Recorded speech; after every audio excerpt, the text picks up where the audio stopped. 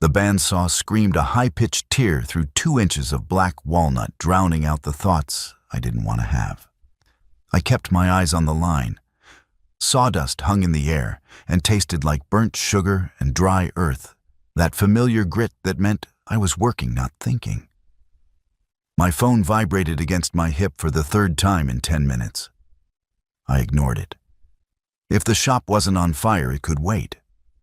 I killed the power.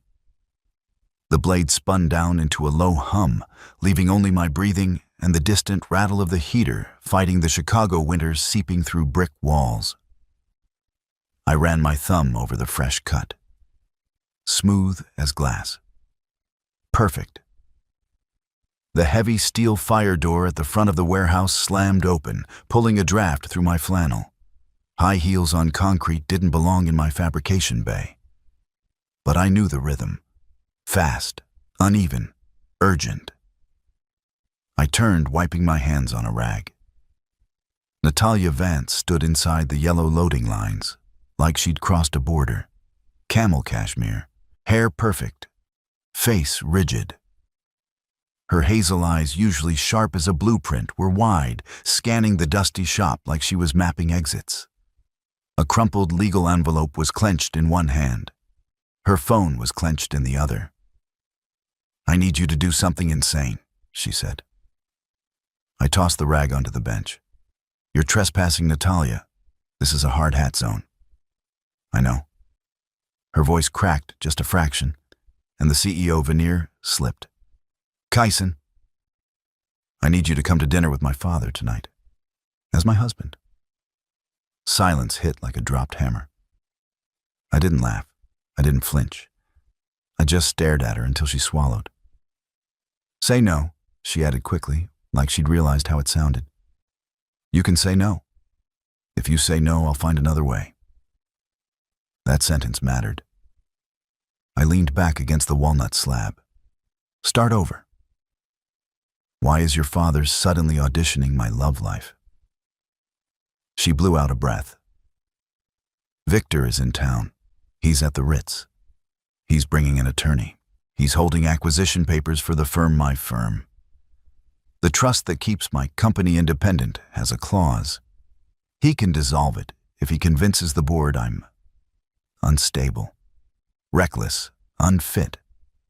And a dinner date fixes that he wants to see me settled. He wants proof I'm not alone, not vulnerable, not something he can reabsorb." She held up the envelope. "If I walk in there alone, he walks into a board meeting tomorrow and sells my company into his holding group. I lose the contracts. I lose the autonomy. I lose the right to choose our vendors, your shop included." There was the hook. Real-world leverage. No romance. Just war dressed in velvet. I kept my voice flat. "Why me? Because you're the only man I know who can stand in a room with Victor Vance and not blink," she said. "And because you already know my business. You built half of it with your hands." I looked at her. Really looked. Fatigue bruised under her eyes. Knuckles white around the paper. A woman used to being feared, suddenly afraid. "I'm not your employee," I said. "I run my own shop. You can't order me into anything. I know."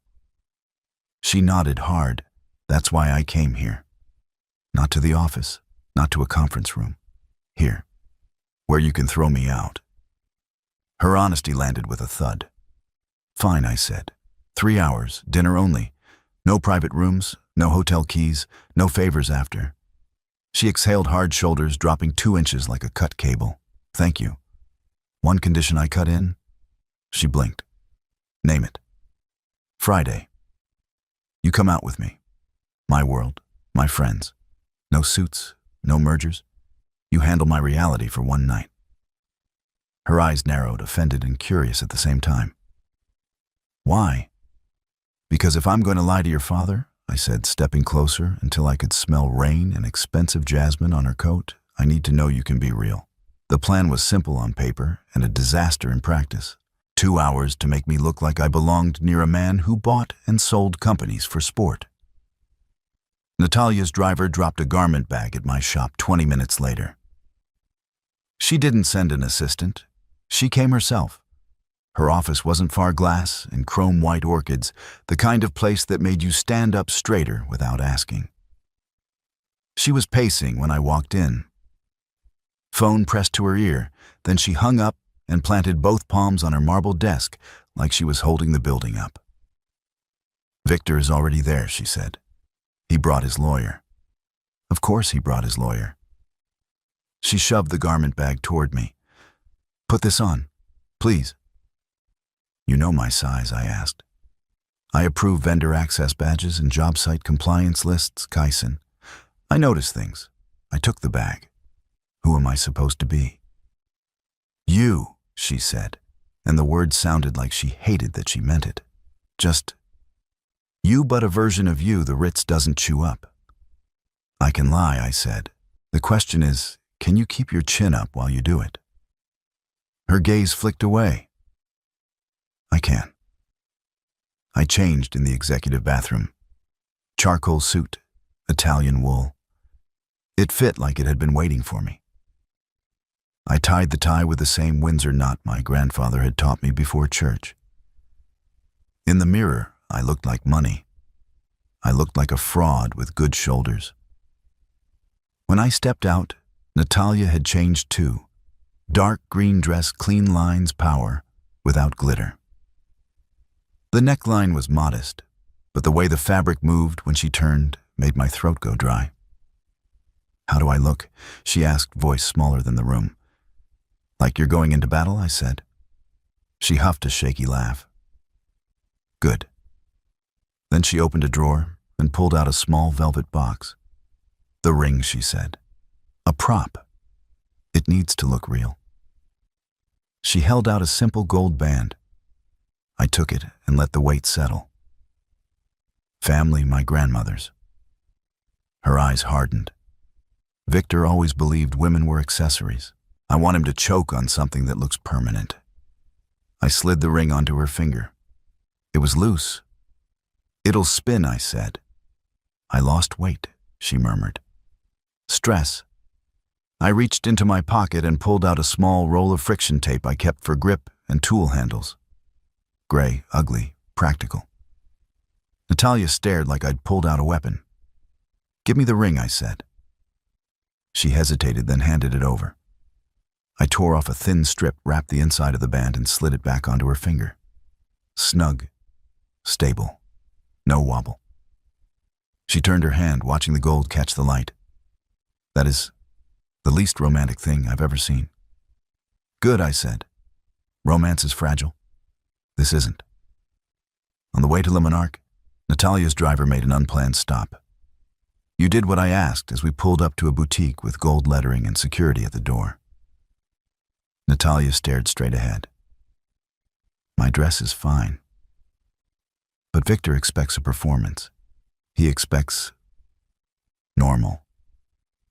I don't look normal. You look like a CEO. That's the problem." She slid out of the car, walked into the boutique like she owned the block, and came out 12 minutes later with 2 small shopping bags dangling from one hand. Black and robin's egg blue. The kind of bags that cost more than my first welder. She'd swapped into a blush pink office blazer over a simple white top for the stop, something softer, less CEO, more believable. She climbed back in, breath tight. "This is stupid." "It's armor," I said. "Just a different kind." The driver didn't head straight to the restaurant. He headed to the Ritz first. Natalia looked at me. "Victor's in the lounge. He wants to see us before dinner. It's his way of checking the story before the table. So this is the audition." She nodded. "If he smells weakness, he bites." We walked into the Ritz lounge under warm amber lights and soft jazz. Natalia lifted the shopping bags like props. She hated blush pink blazer catching the light. Her smile turned on smooth, controlled, readable from across the room. I was still in my plain gray t-shirt, my suit folded in the garment bag over my arm, because I'd refused to dress up until I knew exactly which war I was walking into. Victor Vance looked up from his whiskey. A big man in an expensive chair taking up space like it was his birthright. His eyes swept me t-shirt, work hands, the garment bag, and I saw the calculation. Natalia's smile didn't wobble. She angled toward me, eyes locking on my face like she was mid-sentence in a private joke. Not for him, for me. A quiet signal, stay with me. Father, she said. This is Kyson. I stepped forward. Kyson Miller. Good to meet you, sir. Victor didn't stand. He didn't offer his hand right away. He studied the bags in Natalia's grip, then the way she stood close enough to let my shoulder block half of her. Miller, he said finally. Don't know the name. Then you don't read your own project reports, I said calmly. Victor's mouth twitched almost a smile. Natalia exhaled like she'd been holding her breath for a year. Victor's lawyer leaned in and whispered something. Victor waved him off, eyes still on me. Dinner, he said. Le Monarque. Don't be late. Natalia's fingers brushed my wrist as we turned away, brief, deliberate. Another signal, thank you. Upstairs, I changed into the suit. Natalia watched the tie knot like it was magic she couldn't admit she admired. You clean up, she said. So do you, I answered, and meant it. At Le Monarque, the air smelled of truffle oil and old money. Victor sat at a corner table with his lawyer in a pinstripe suit. When we approached, Victor didn't stand. He just watched, gaze flicking over me like he was inspecting a foundation for cracks. Father, Natalia said, voice tight. We're here. I pulled out her chair. She sat. I pushed it in gently and took my own seat. Victor's lawyer gave a thin smile. Ms. Vance. Natalia didn't blink. Counsel. Victor's grip when he finally shook my hand was a vice, a test. I didn't squeeze back too hard. I just held steady. Granite against iron. You in real estate? Victor asked. Development, I lied smoothly. Specialized fabrication, high-end interiors. A decorator, Victor sneered. A builder, I corrected, voice dropping. There's a difference. Victor's eyes narrowed, then shifted to Natalia. So, married. Natalia's throat worked once. I reached across the table and covered the back of her hand with mine warm, steady pressure. She didn't pull away. She turned her palm slightly fitting into my grip, like it was her choice. Yes, I said. Private. We like it that way. Dinner became a battlefield. Victor fired questions like bullets, revenue streams, market volatility, labor costs, margins. I answered because I knew the work. I knew the cost of walnut and brass because I bought it. I knew the labor because I scheduled crews and watched hands bleed. You seem to know a lot about my daughter's operations, Victor said, cutting into his steak. I take an interest in what matters to my wife, I said, letting the word land and stay. Then disaster struck. Natalia reached for her water and knocked over the heavy silver salt cellar. It tumbled off the table and hit the floor with a sharp clatter. She froze, a small sound caught in her chest. Victor's eyes went cold. Clumsy. Just like your mother. Natalia flinched. The word mother was a blade. I didn't raise my voice. I reached down, picked up the cellar, and inspected it. The hinge pin had popped loose on impact. It's fine, I said, calm. Sterling is soft. Needs a gentle hand. That is antique, Victor snapped. I took a dessert spoon, used the handle as a lever, and with one precise movement, snapped the pin back into the housing. Clean. Quiet. No drama. I placed it back on the table, good as new. You can't force things that are meant to hold, I added, eyes on Victor. You ruin them. Victor stared at the repaired hinge, then at me. Impressive, he grunted. Under the table, Natalia's hand found my knee. She squeezed once hard. I covered her fingers with mine. Her skin was ice. The ride back was silent, the kind of silence that buzzed. Streetlights smeared across the windshield like bruises. When we pulled up to the curb outside her building, Natalia didn't move to get out. She stared at the dashboard like it could tell her the next move.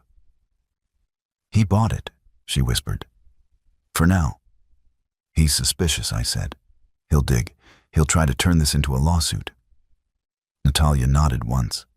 "He'll try to paint me as reckless." "And what do you do when he does?" Her jaw tightened. "I don't fold." Then she looked at her ring, the one held in place by ugly gray tape inside the gold, and her voice went softer. "You saved me in there." "I fixed a salt shaker," I said. "You stood between me and him." Her hand hovered like she didn't know where to put it, then fell to her lap. "Friday. Your friends. What time? 7? The Rusty Anchor. Logan Square." She made a face. "I don't own jeans." "Buy some," I said.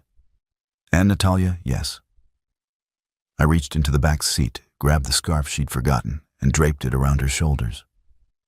My knuckles brushed the nape of her neck. She went still for half a second. "You did good tonight," I said. "Get some sleep." She swallowed. "Kyson. Thank you." I got out before I could do something stupid like touch her face and make this real. Friday came with sleet that turned Chicago into gray slush. I arrived at the Rusty Anchor early to secure a booth. Marco, the owner ex-Marine and the only man I trusted with my life, slid a pitcher of cheap beer onto the scarred table. So he grinned. "The boss lady. She gonna sue us if we win trivia. She might," I said, tearing a coaster into strips. "Be cool. She's a shark Kai. Why are you doing this? She needed help." "You always need to fix things," Marco muttered. "Broken chairs, broken engines, broken women." "She's not broken," I said, sharp enough to cut. "She's under load." The door opened. The bar went quiet for half a beat. Natalia stood there in dark jeans so stiff they looked painted on. Black turtleneck, boots. She looked uncomfortable, but she was here. I stood. I shoved my hands into my pockets to keep them from reaching for her like instinct. "You found it," I said. "My driver found it," she admitted, eyes flicking over the neon signs. "Smells like yeast." "That's the beer," Marco said, sliding into the booth. "I'm Marco. I pour the drinks and judge strangers." "Natalia," she said, extending a hand like she was signing a contract. "I design buildings," we know, Marco said. "Sit." Trivia starts in 5. Category is 80s music. "You know your Duran Duran. I was born in 88, she said, sitting carefully. "But I have a photographic memory. The night was unexpected." Natalia sipped her beer like it was poison at first. Then the question started, and she turned feral. "It's hungry like the wolf," she snapped. Rio was released in 82. The single dropped in May. Marco gaped. "Okay. Wow. That's unfair." Natalia laughed, real unpolished, loud enough to startle her. The stress lines around her eyes softened.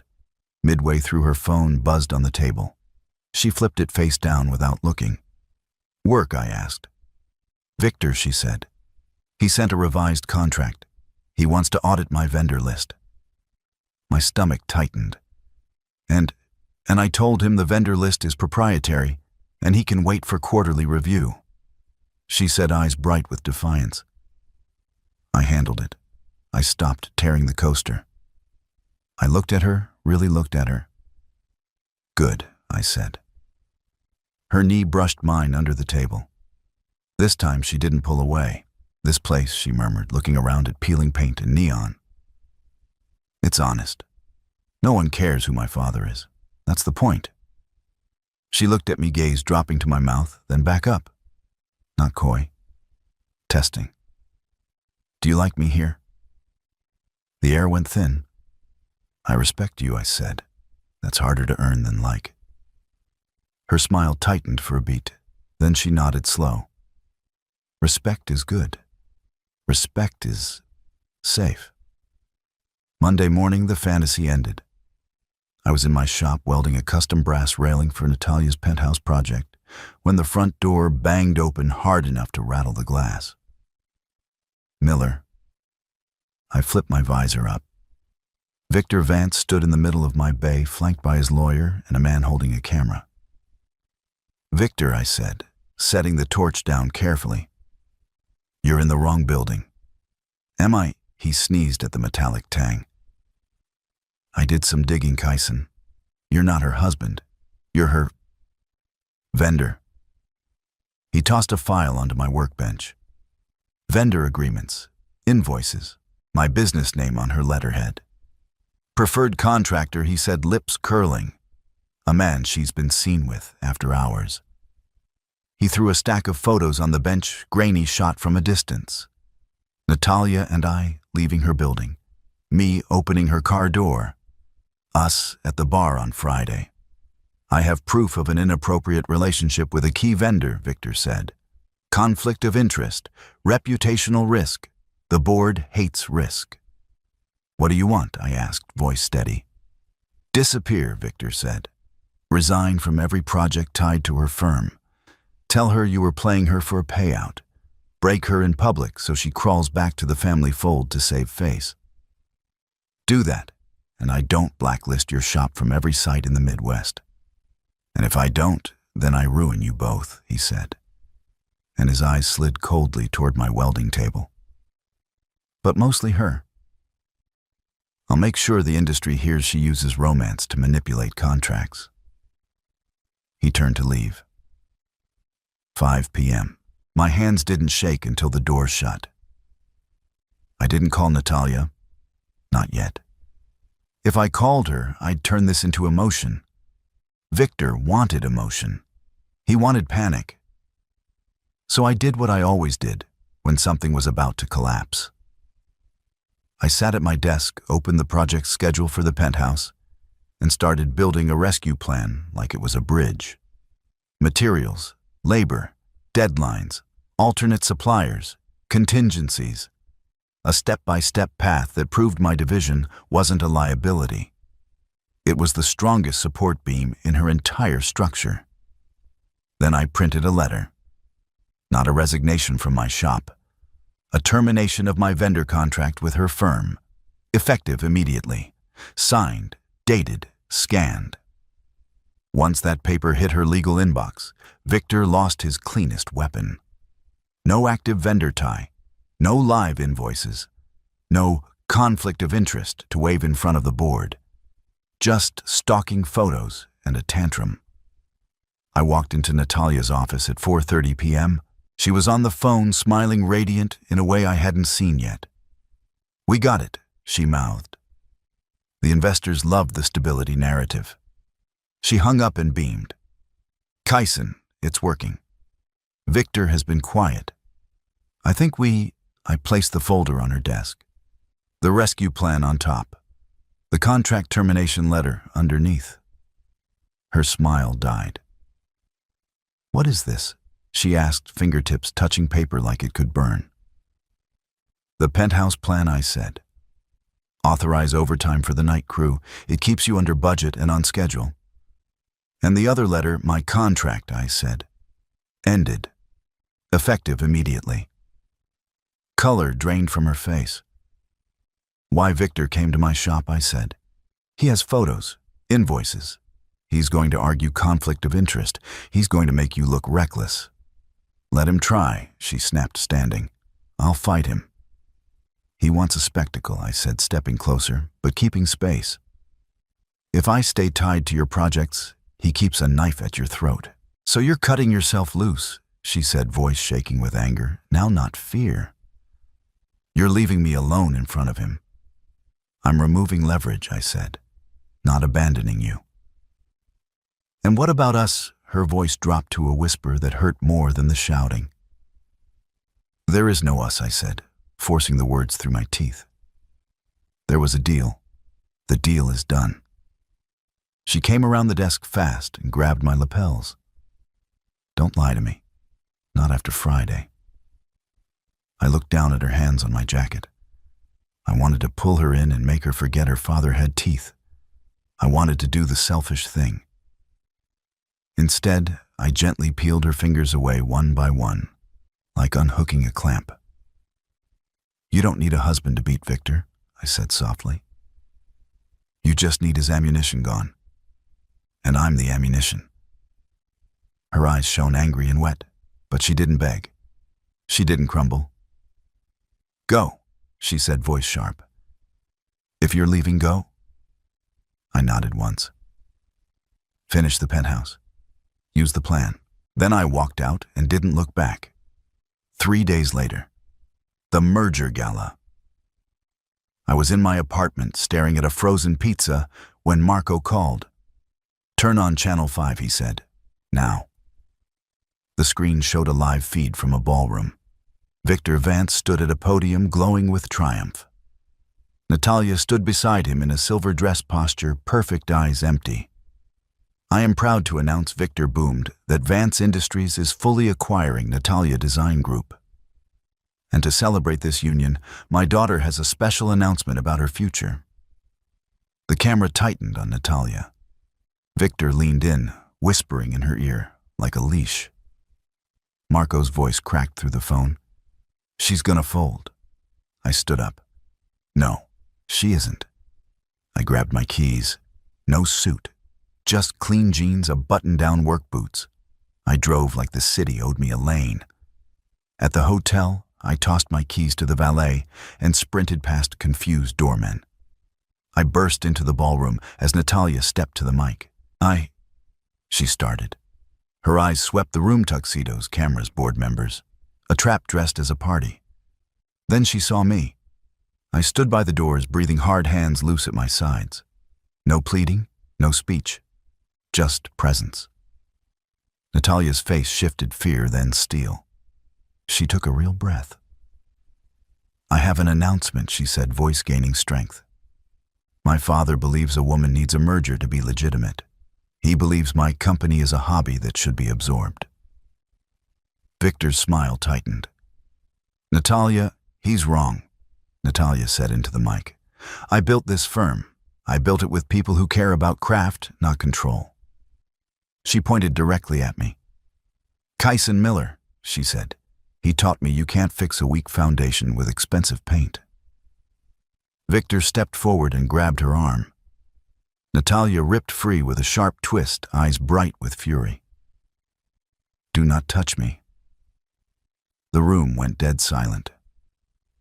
"I am not merging with Vance Industries," she said loud enough for the back row. "And I am not marrying for leverage. Not for investors. Not for my father." Victor's face reddened.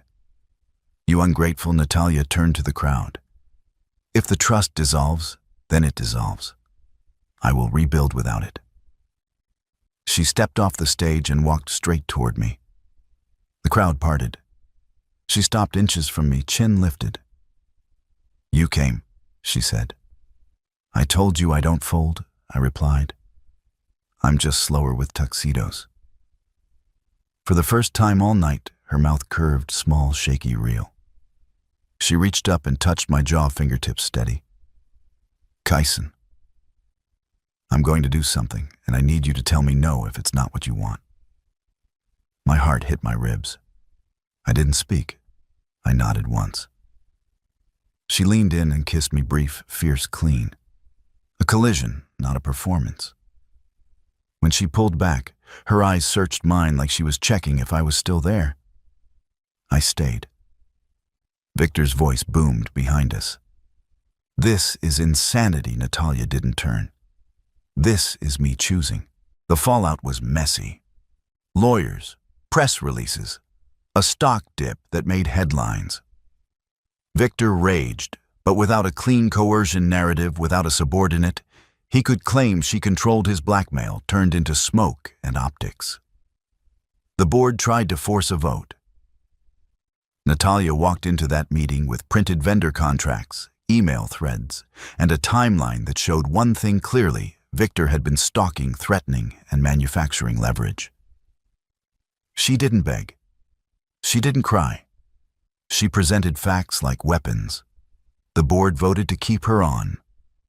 2 weeks later, I was back in my shop when Natalia walked in wearing jeans. Stiff, dark denim like the first pair had started a habit. "Nice pants," I said, planing a piece of cherry wood. "They're uncomfortable," she admitted, leaning on the workbench. "But Marco says they make me look approachable." "Marco talks too much." She slid a folder across the bench. "I have a new agreement. I didn't open it. I don't work for you." "It's not employment," she said. "It's partnership. Separate entities. No leverage. No optics nightmare. 50-50 on projects we choose together." I finally opened the folder. Clean terms. Clean boundaries. Real autonomy. "You're giving away equity," I said. "I'm investing in the foundation," she replied, and her gaze held mine like she was daring me to doubt her. She stepped closer. "Also, I have a dinner tonight. With a client. I don't need a fake husband." "Good. But I would like a real date." 6 months later, the studio buzzed like a living thing. We'd landed the biggest hotel renovation in the city. The partnership was legal, public, and profitable. At the launch party, champagne silk cameras, Marco was behind the bar, and half my crew wore suits that didn't fit right. Natalia was talking to a senator. She looked powerful, untouchable. Then she saw me and excused herself without asking permission. "You look bored," she said, smoothing my lapel. "I hate parties," I said. "I'd rather be cutting wood." 1 hour, she promised. "Then we go." "To your place?" I asked. "Yours," she said. "I like the drafty warehouse." She reached into her purse and pulled out a small box. "I found this," she said. Inside was the gray friction tape I'd used on her ring. She'd peeled it off and kept it folded like a secret. Why, I asked. "Because it was the first time anyone fixed something for me without asking what it would cost," she said. "No leverage, no bill. Just steady hands." She took my hand in front of the senator, the investors, the press, interlaced her fingers with mine.